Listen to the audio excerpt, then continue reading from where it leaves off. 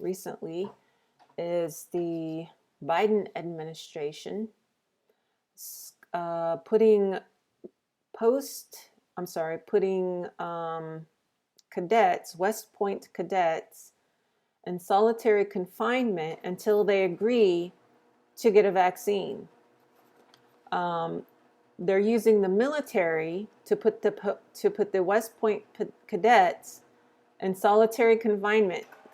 It appears as though they had started out with about 100 cadets refusing the vaccination, and now they're down to about 10 or 11. Okay, I'd like to point out that there's no obligation when a member joins the military or a university to follow any sort of unconstitutional orders. So if the military is being told to go in and force cadets into solitary confinement, that there's nothing in the Constitution that allows for that. Let's see, the only thing I know of that I know is in fact constitutional is to be able to move the seat of government temporarily in the event of a pandemic or some sort of natural disaster, which I guess a pandemic would be included in natural disaster. So it may just say natural disaster. So the military is required to take an oath, which they have to uphold and defend. And in that oath is that they're going to follow orders. Well, those orders have to be constitutional. So if the military is being told to go in and force cadets or anyone into solitary confinement until they agree to inject what could be or what the Australians call a poisonous substance into their body, that's unconstitutional. Okay, they have to follow their oaths.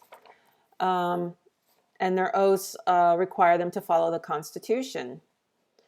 Let's see, military wants face masks. Okay, so if you're in uniform, they're requiring you to utilize a face mask. But they're saying now that if you're not in uniform and you're in quote unquote civilian attire, you're not required to use a face mask on or off post.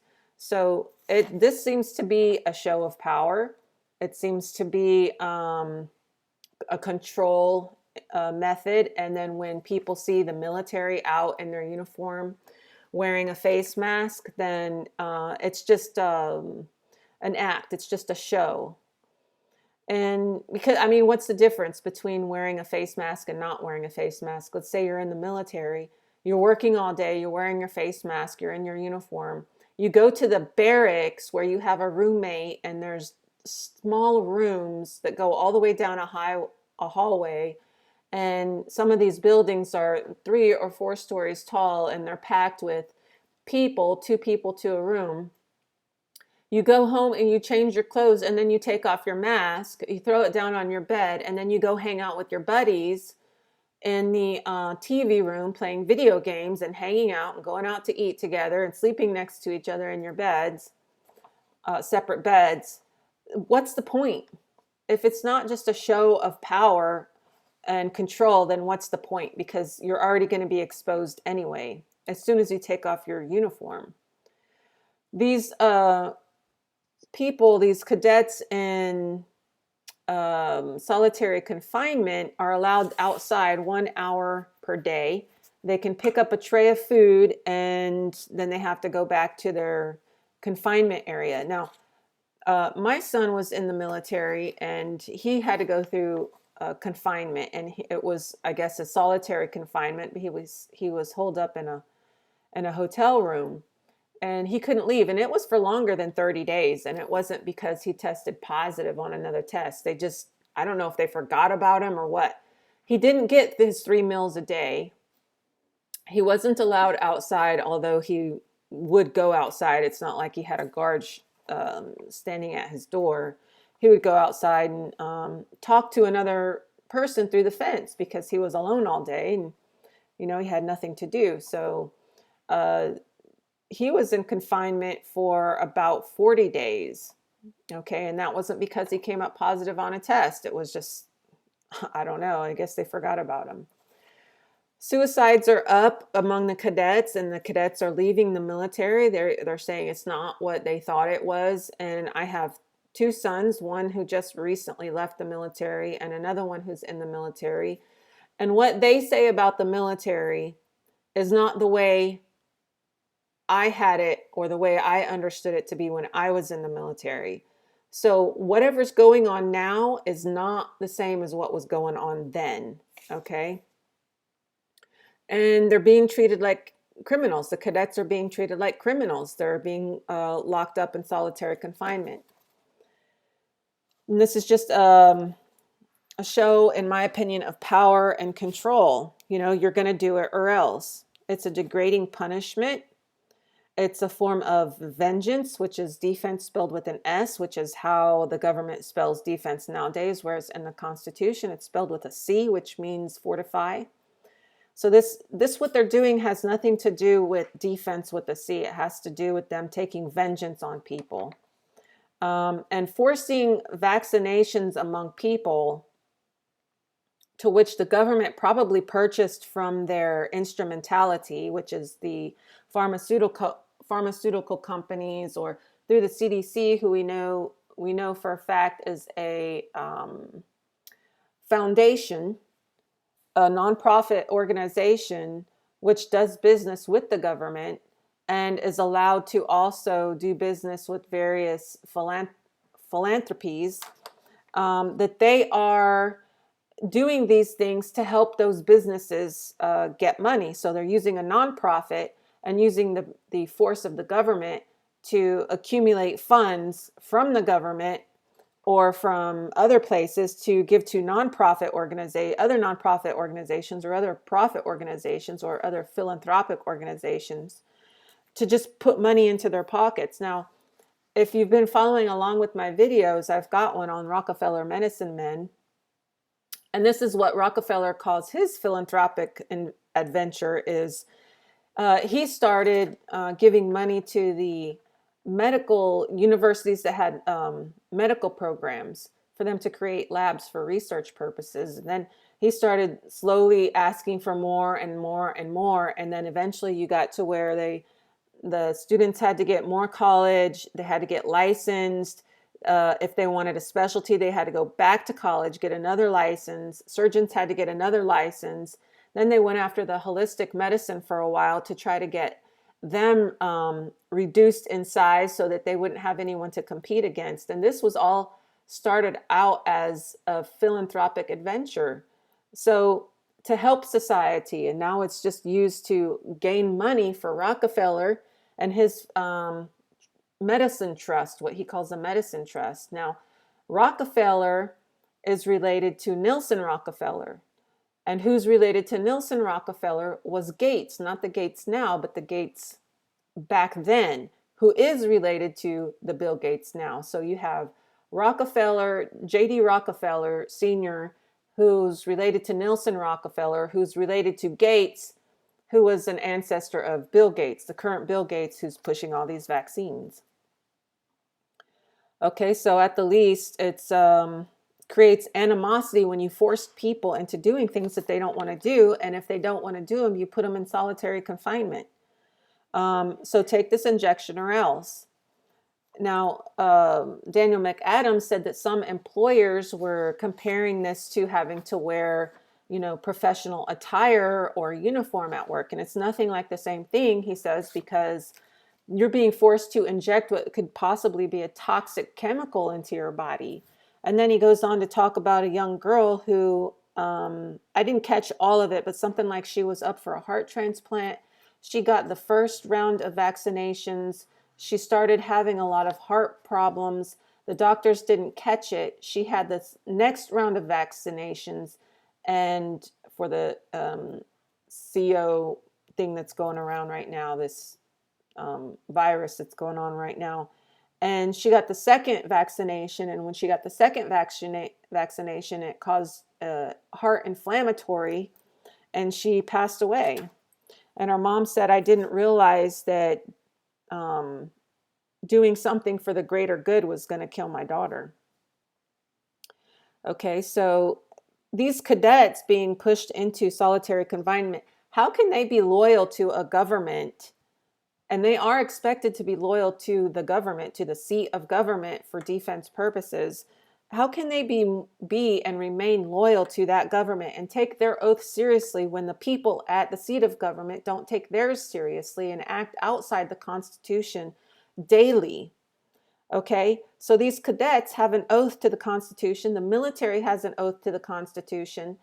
They haven't been educated on what the Constitution says or what it means, the written or the unwritten laws of it.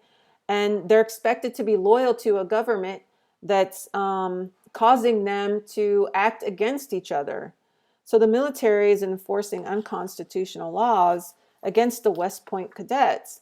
And this creates its own problems. So conditioning soldiers to use force within its and to its own people creates a system of personal moral corruption within each soldier individually and collectively.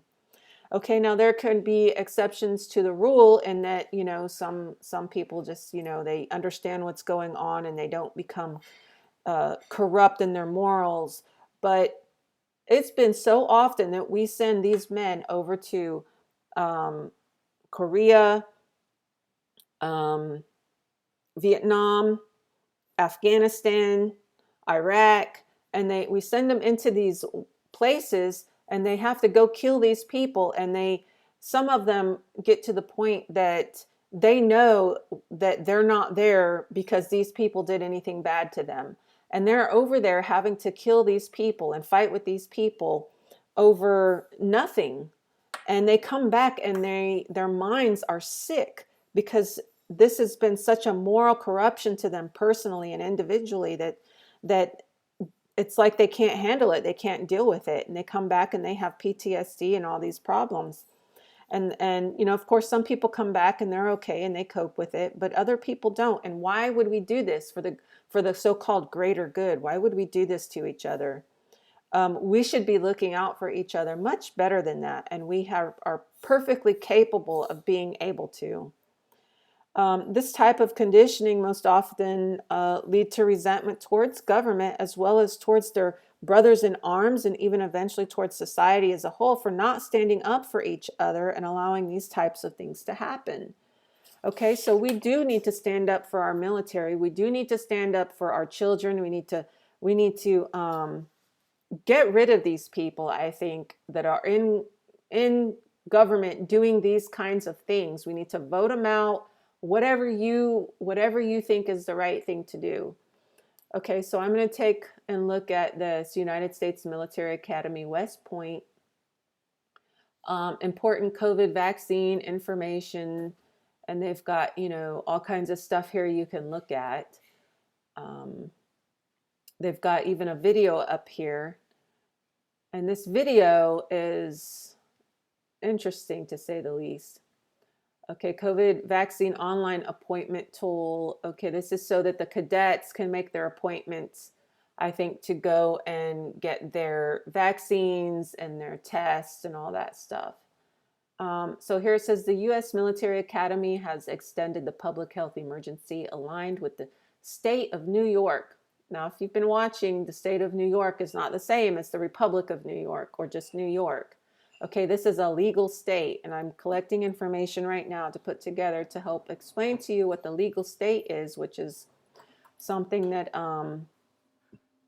Lincoln did after the Civil War. So we'll be going over that soon. And surrounding counties. This declaration reflects the severity of the danger facing our community. Our current operations have focused on protecting the forest. Our goal is mitigating the spread of the virus by following recommended preventive measures such as social distancing, frequent hand washing, and avoiding close contact with sick individuals. Okay, and then we go down here, and here's the video. And I don't know how well you'll be able to hear it because I have my earphones in. But you can go here and check this out, and they have this sad music playing in the background, and he's talking very somberly, like, we need to protect our people and we need to do this and this and that and all these things. So I'm going to try to play this. Hopefully you'll be able to hear some of it. That we're doing everything possible to keep our cadets, military members, civilians, and families safe and healthy. My top priority remains the well-being of the entire West Point community. Our deliberate and proactive approach is the only way to mitigate the effects and limit the spread of COVID-19. Let me be clear. The coronavirus pandemic is a war. The coronavirus pandemic is a war. We're going to go to war one way or the other, right? We're going to just, declare war on viruses, and pretty soon we're going to declare war on a stick in the ground, and declare war on a tree, and declare war on an empty building or a rock on the ground. They're just going to declare war on one thing or another. They just can't help themselves. They're the military. That's what they do. They want war all the time. War, war, war. Until we give our military some peacekeeping purposes to achieve, it's just all about war. It's going to be all about war.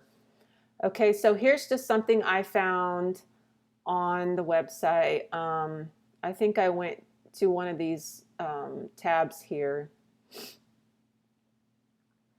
I don't remember which one I clicked on. Resources probably. But here, I went to here. Okay, so it's got all this exposure to COVID-19. I've been exposed to someone, and then you follow, the lines, and what should I do? So self-quarantine, self-monitor, notify your COC and your provider for more information, self-monitor, and practice social distancing. But I want to show you something, and I don't know a whole lot about what goes on these days. I left military life, the DoD, as a civilian back in 2007. But I know what this EOC is, Emergency Operations Center. That's what it was when I was in with the Army. So, and I wasn't enlisted in the Army, I was a civilian working for the Army. Emergency Operations Center was a place you go whenever there's some issue going on and you need people to figure out and update and add things, and it's kind of like you have computers and you have a bunch of people in there, and it's like if you've ever seen the old movies of NASA with the big screens in front and all the people at the computers. It kind of looks like those kind of places. So you sit down at your computer. There's all different places there. There's engineers there. The sheriff may have a deputy there. There's a FEMA person there. There's the commander there, there's safety people there, there's a public affairs officer there, there's environmental will have somebody there, HRO will have somebody there. So there's all these different people there, and a bunch of them I haven't even listed. And they all sit together and they have their computers and they have a program kind of like Twitter or Facebook, where when something happens, they type it in and everybody can see it. And they can keep abreast of everything that's going on in all the different jurisdictions so that everybody can know if there's something that they need to do. So let's say the safety officer says, okay, we're approaching 98 degrees and 80% humidity. Your people out in the field need to make sure that they take frequent breaks, drink a lot of water, watch for symptoms of heat stroke or heat exhaustion. The public affairs officer may, give advice on, remaining, because we're told whenever we were there doing this, you don't ever talk to the press. It's always no comment. That way, when the commander wants to talk to the press, he doesn't have to undo anything that anybody has already said, or he doesn't have to worry about what he's saying, because he's going to have a script to read from and he's going to say what he's told to say. So if, let's say the HRO lady goes out and she starts blabbing her mouth about what really happened or about what her perception of what happened is, then the garrison commander has to come along and say, well, where did you get that information? And well, that hasn't been, we weren't okayed to release that bit of information. So my point is that I'm not saying that this is all a training event, because I did have the virus and it wasn't fun, but it wasn't bad. It just seemed like it lingered on forever. And it's been 2 weeks and I still have some symptoms of it. So and it seems to be contagious because my husband had it. He had it 3 months ago, and then I got it 3 months later, and it's like, what, you know? And I basically keep to myself at home, especially since all this happened. I do go out and I don't wear a mask, but yeah. So I'm not saying the whole thing is a training event, but I'm saying that once, you know, you never let a crisis go to waste. So they may be using this as a training event, because when we went to the EOC, it was not just for actual emergencies, but was also actual for drills, for performing drills. So the Garrison Emergency Operations Center is notified by COC supervisor, da da da da da, quarantine, isolation, and you know. And another thing was that I was studying for a pandemic years ago. Like they knew we were eventually going to have a pandemic, or they were planning a pandemic, or whatever it was they were doing. It was coming along. So this is interesting to look at, and how they're resolving issues, how they're doing all of this. Civilian living off West Point, service members or family members off West Point, service member or family member on West Point, that they have different things that they have to do. So that's just a little bit of interesting information there, how they're dealing with it, you know. Fever. I never really had a fever. So yeah, this is interesting. You can go to the West Point thing and see this, and you can see their propaganda here. They have that COVID is a war now. Now we're going to be using the military to fight viruses. It's just ridiculous, in my opinion. Okay, so I'm signing off. Like, share, subscribe. Have a great day.